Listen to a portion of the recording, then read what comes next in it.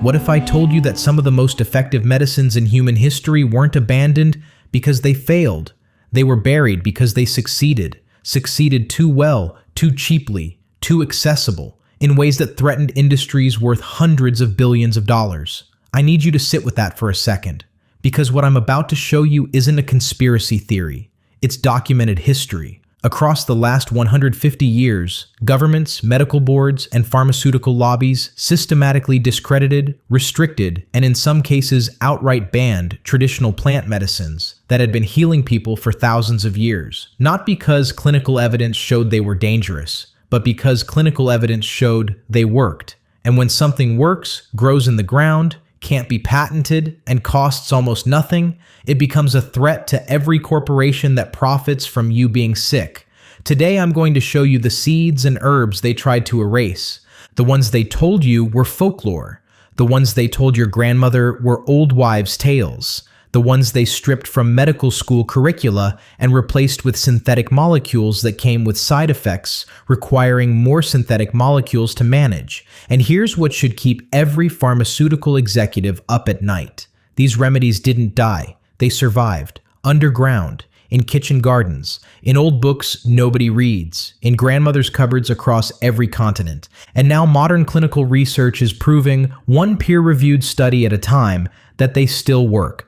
Stick around because number 6 on this list was actively removed from official medical texts in the early 20th century despite centuries of documented effectiveness. An immunologist just published findings showing it modulates immune cells in ways that no current prescription drug can replicate. And number 10, the very last one, was so aggressively suppressed that most Western doctors have never even heard its name. It has over 1,000 published studies behind it. Over 1,000. And it's still not taught in a single medical school in America. If that doesn't make you want to hear this list, nothing will. Hit subscribe right now.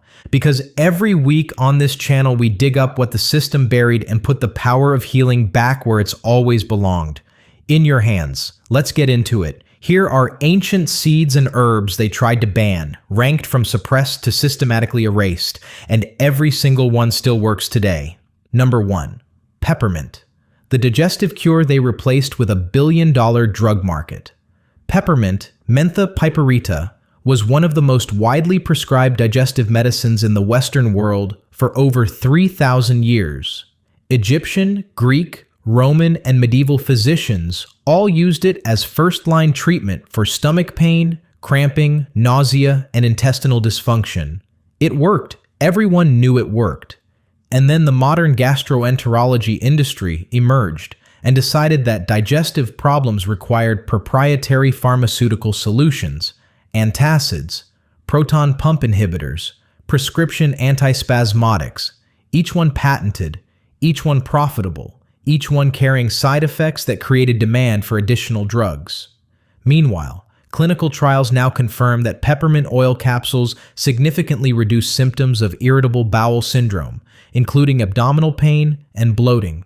Menthol directly relaxes gastrointestinal smooth muscle through calcium channel blockade, the same mechanism used by prescription antispasmodics that cost 50 times more. Peppermint wasn't banned outright. It was banned by omission, removed from serious medical discourse, reclassified from medicine to beverage, from treatment to flavor. The plant didn't change, the profit motive did. Number 2, ginger. The nausea destroyer they couldn't patent. Ginger, Zingiber officinale, has over 4,000 years of documented use across every major medical tradition on Earth. It was one of the most reliable anti-nausea medicines in human history. Ancient Chinese physicians prescribed it, Ayurvedic doctors prescribed it, Greek sailors carried it, and it worked so consistently across so many cultures that its effectiveness was essentially beyond question. Then pharmaceutical companies developed synthetic antiemetics, patentable, profitable, prescribed by the millions, and ginger was quietly shuffled off the medical stage, but the clinical trials kept happening. And they keep saying the same thing.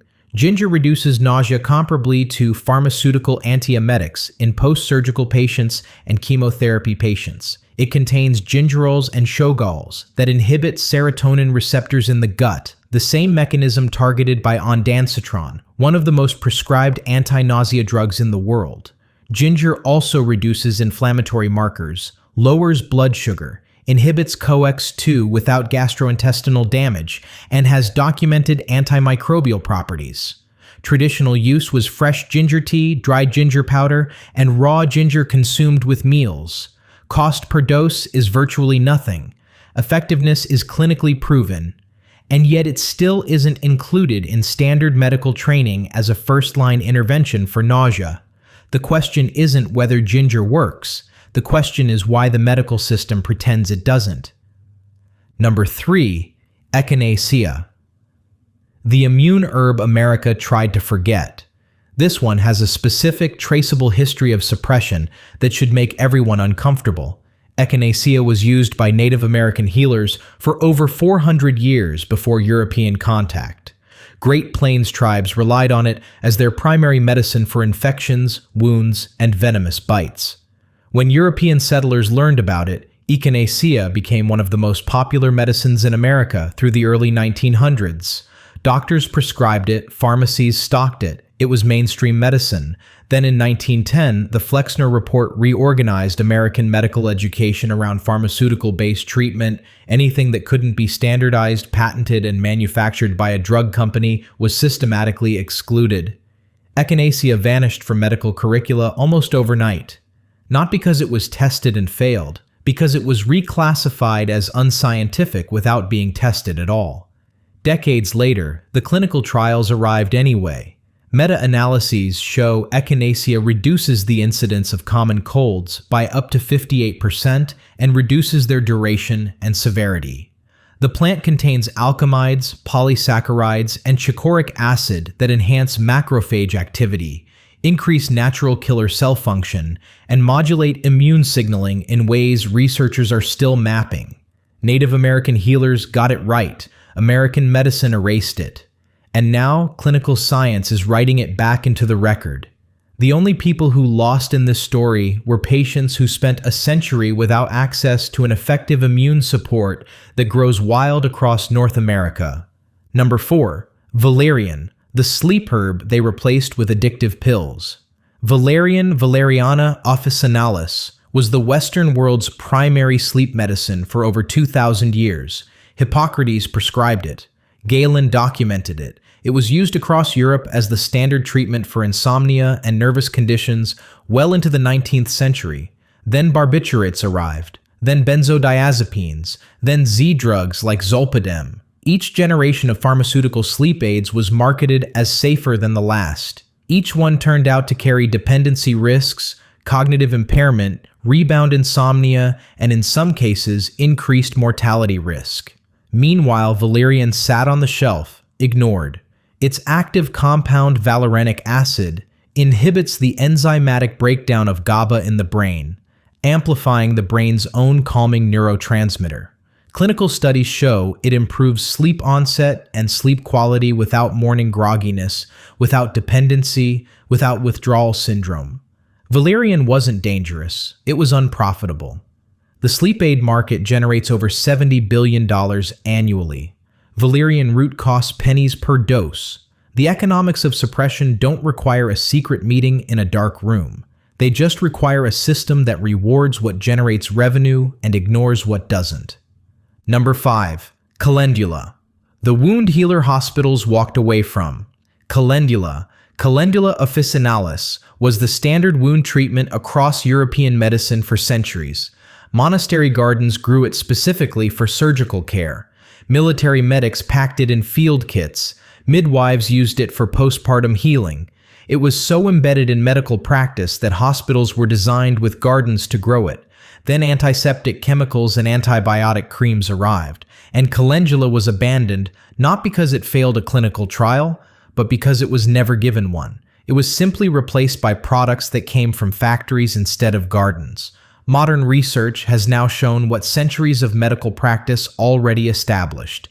Calendula extracts accelerate wound closure, stimulate collagen production, promote angiogenesis at wound sites, and have documented anti-inflammatory and antimicrobial properties. Clinical trials demonstrate calendula cream reduces radiation dermatitis in cancer patients. The triterpenoids in the petals modulate wound site inflammation with a specificity that supports repair without suppressing immune defense. The monasteries knew this, the field surgeons knew this, and the modern medical system decided that knowledge didn't count because it came from flowers instead of factories.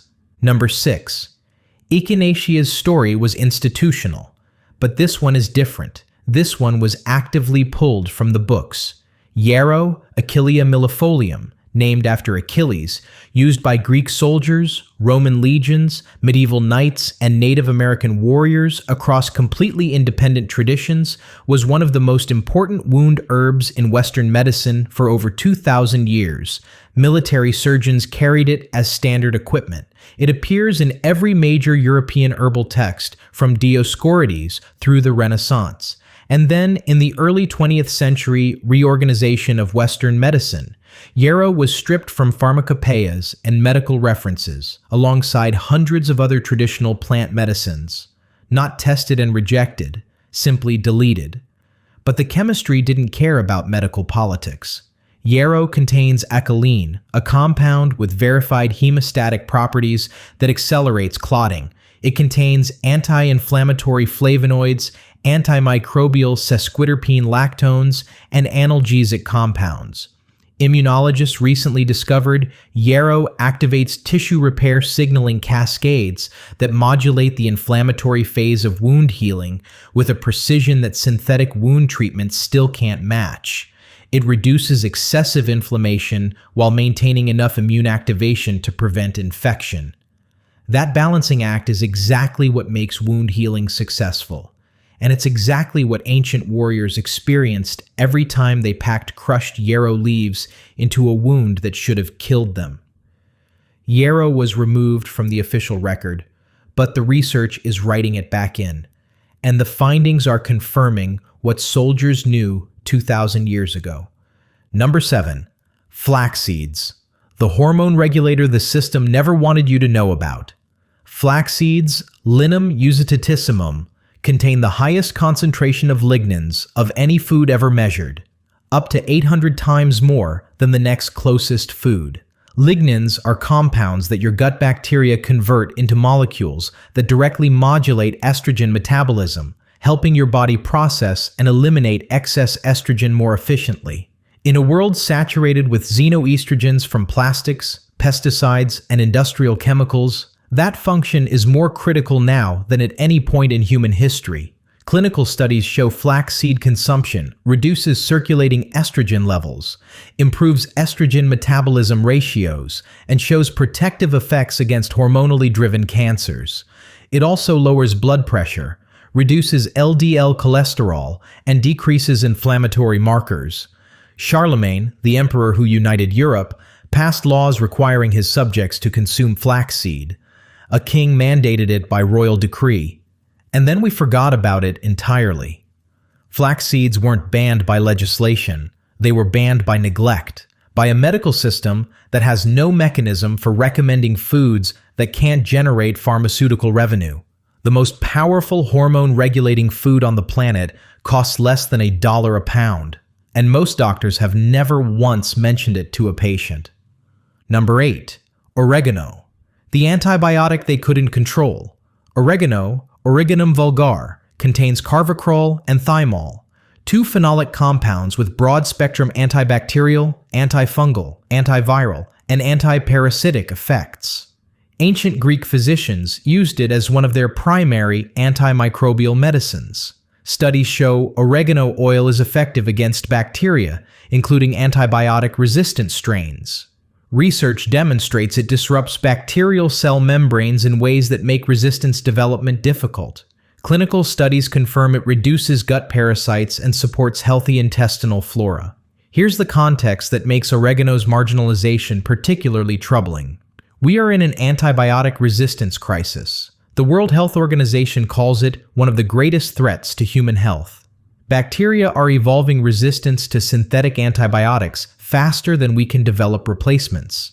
And sitting in gardens and spice racks worldwide is a plant with antimicrobial compounds that have been effective for thousands of years without generating comparable resistance. Oregano wasn't suppressed because it was dangerous. It was suppressed because an antimicrobial agent that anyone can grow in a windowsill pot doesn't fit into a healthcare system built on controlled substances and prescription authority. The bacteria don't care about prescription pads. They care about carvacrol, and carvacrol is still winning. Number 9. Fenugreek seeds. The blood sugar secret they never taught your doctor. Fenugreek, Trigonellophonum graecum, has been used for blood sugar management in Ayurvedic and Middle Eastern medicine for over 3,000 years. It contains 4-hydroxyisoleucine, an amino acid that stimulates insulin secretion in a glucose-dependent manner, meaning it works with your body's own feedback system rather than overriding it. Clinical trials show fenugreek supplementation significantly reduces fasting blood glucose, improves insulin sensitivity, and lowers hemoglobin A1C in type 2 diabetic patients. The seeds also contain soluble fiber that physically slows glucose absorption in the gut. We have a global diabetes epidemic affecting hundreds of millions of people. The pharmaceutical diabetes market generates over $60 billion annually. And a seed with 3,000 years of documented use and modern clinical validation for the exact condition driving that epidemic is available in every spice shop on Earth for almost nothing. Fenugreek isn't taught in medical schools. It isn't mentioned in standard diabetes care guidelines. It isn't prescribed by endocrinologists, not because the evidence is lacking, the evidence is robust, but because the system that governs what doctors learn and what they prescribe has no pathway for recommending something that doesn't come from a pharmaceutical company. The bitter little seed that ancient physicians trusted for millennia sits in the spice aisle while patients are prescribed medications with side effects that require additional medications to manage. Number 10. Nigella seeds. The most suppressed medicine in Western history, and here we are. The one I saved for last because nothing else on this list, and very little else in all of natural medicine, has been as systematically excluded from Western medical awareness as this seed. Nigella sativa, black seed, black cumin, used medicinally for over 3,000 years across Egyptian, Islamic, Greek, and Ayurvedic traditions, found in Tutankhamun's tomb, referenced by Hippocrates and Dioscorides, carrying one of the most extraordinary endorsements in the history of healing, a cure for every disease except death. Western medicine has treated that statement as primitive superstition for over a century. Then researchers started actually testing it, and the results have been nothing short of extraordinary. Nigella seeds contain thymoquinone, a bioactive compound that is now the subject of over 1,000 published peer-reviewed studies. The findings span virtually every major category of human disease. Anti-inflammatory effects across multiple molecular pathways, antioxidant activity protecting cellular membranes, antimicrobial properties against bacteria, fungi, and viruses, hepatoprotective effects shielding liver cells from toxin damage, nephroprotective effects supporting kidney function, immunomodulatory activity that balances immune response, upregulating what's underactive and downregulating what's overactive.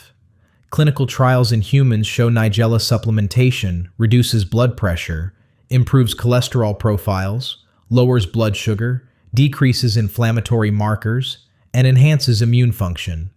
Cancer researchers have found thymoquinone induces apoptosis in multiple cancer cell lines, while leaving healthy cells unaffected. Oncology departments at major universities are actively investigating it as a complementary therapy. Over 1,000 studies, validated across multiple disease categories, effective, safe, and available for pennies per dose. And it is not taught in a single medical school in the Western world, not one. There is no clinical justification for this absence. The evidence is extensive. The safety profile is established. The cost is negligible. The only explanation is systemic. A medical education system built entirely around pharmaceutical intervention has no framework for incorporating a seed that does what Nigella does at the price Nigella costs. This isn't a conspiracy, it's an incentive structure. And the result is that the most comprehensively studied healing seed in natural medicine remains invisible to the doctors who could be recommending it to millions of patients. The ancients called it a cure for everything. Over 1,000 modern studies suggest they weren't exaggerating by much, and the system that claims to be evidence-based has somehow managed to ignore every single one of them. If you made it to the end of this video, you now know something that changes the way you should think about medicine, authority, and who gets to decide what heals you. These seeds and herbs weren't abandoned because they stopped working. They were abandoned because they couldn't be monetized. Every single one on this list has a clinical evidence supporting its traditional use. Every single one is available to you right now, and every single one costs less than a single copay at your doctor's office. So here's what I want you to do. Smash that like button if this video made you question who decides what counts as medicine and why. Drop a comment and tell me which one hit you the hardest. And if you haven't subscribed yet, you already know what to do. Hit that button. Ring that bell. Every week, we expose what the system buried and hand you the evidence to make your own choices about your own health. No gatekeepers, no prescriptions required, just truth that's been growing in the ground for thousands of years, waiting for people brave enough to use it again. They tried to ban these remedies, they failed. The seeds are still here, the herbs are still here, and now so is the proof. See you in the next one.